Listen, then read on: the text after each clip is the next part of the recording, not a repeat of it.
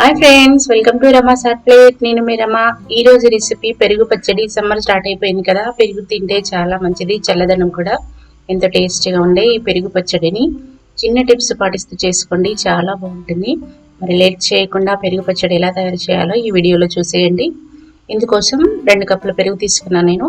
మీరు ఎంత కావాలంటే అంత పెరుగు తీసుకొని, క్రీమీగా కావాలి, అప్పుడే చాలా బాగుంటుంది. ఇప్పుడు ఇందులో కొంచెం ఉప్పు వేసుకోండి. ఉప్పు వేసుకొని విస్కర్ తీసుకొని క్రీమీ టెక్స్చర్ వచ్చేంత వరకు బాగా విస్క్ చేసుకోండి.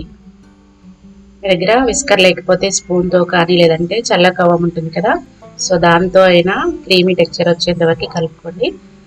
ఇప్పుడు స్టవ్ ఆన్ చేసుకొని 2 టేబుల్ స్పూన్ల నూనె వేసుకోండి. నూనె వేడిన తర్వాత 1 టీ స్పూన్ ఆవాలు, 1 టీ స్పూన్ జీలకర్ర, 1 టీ స్పూన్ పచ్చిశనగపప్పు, 1 టీ స్పూన్ మినపగుళ్ళు వేసుకోండి. ఇవన్నిటిని కూడా దూరగా వేయించుకోండి. ఇవి వేగిన తర్వాత 2 వెల్లిపాయలు తీసుకొని చిన్న చిన్న ముక్కలు కట్ చేసి వేసుకోండి. వెల్లుల్లిపాయలు వేగేంత వరకు కలుపుకోండి.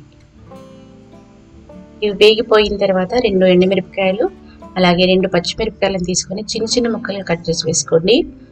పచ్చిమిరపకాయలు చిన్నగా కట్ చేసి వేసుకుంటే పెరుగులో నాని చాలా బాగుంటాయి. పచ్చిమిరపకాయలు, ఎండుమిరపకాయలు వేగిన తర్వాత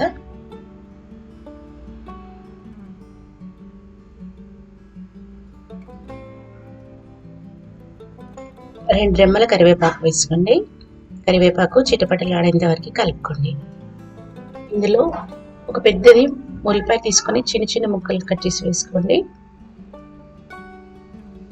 ఉల్లిపాయ ముక్కల్ని వేసిన తర్వాత ఒకసారి కలుపుకొని ఉల్లిపాయ ముక్కలు ఉడికేంత వరకు మూత పెట్టుకొని లో ఫ్లేమ్లో ఒక 5 నిమిషాలు ఉడికించుకోండి.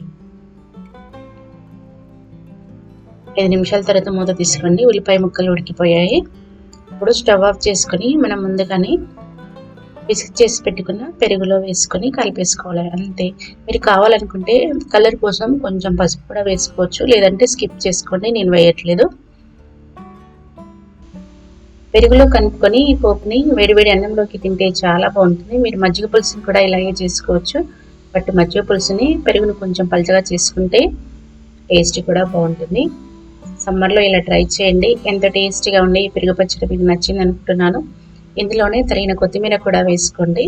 ఒకసారి ట్రై చేయండి. ఈ విధంగా ట్రై చేసి మీకు ఎలా కుదిరిందో మీ ఫీడ్బ్యాక్ని కామెంట్స్గా తెలియజేయండి. ఇంతవరకు మా ఛానల్ని సబ్స్క్రైబ్ చేయని వాళ్ళు సబ్స్క్రైబ్ చేసుకోండి. Thank you for watching.